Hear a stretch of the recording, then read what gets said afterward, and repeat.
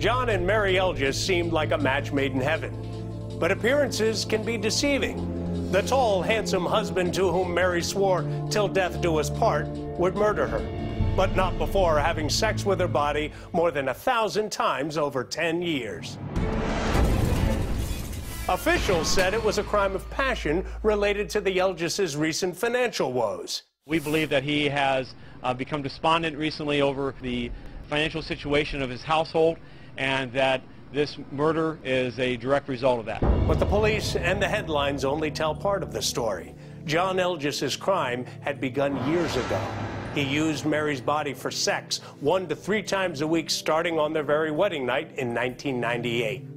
John Elgis was so ego-mad, he would frequently parade his sex prisoner out in public, taking her to the movies, restaurants, and church, taunting her with whiffs of freedom.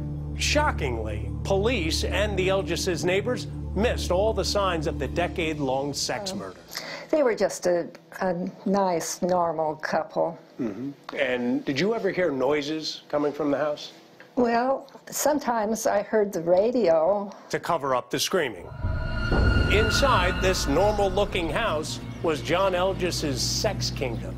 In the kitchen, where he would eventually murder her, John would have Mary prepare him sumptuous meals. He would force the captive Mary to listen to his rambling anecdotes about his job. Sometimes, John would flex his power over her, demanding she tell him about her day as well.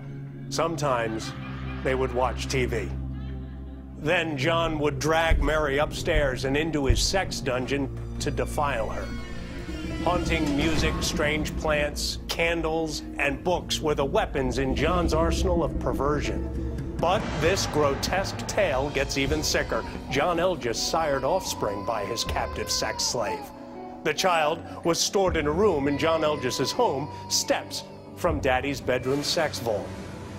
Mary Elgis died in her kitchen, one merciful blow to the head ending her long sexual torture.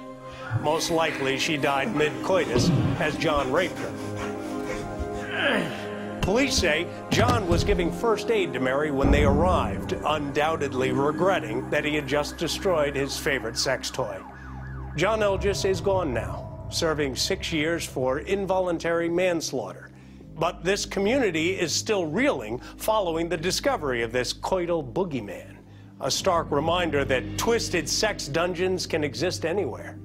For Raw Justice, I'm Dean Reed.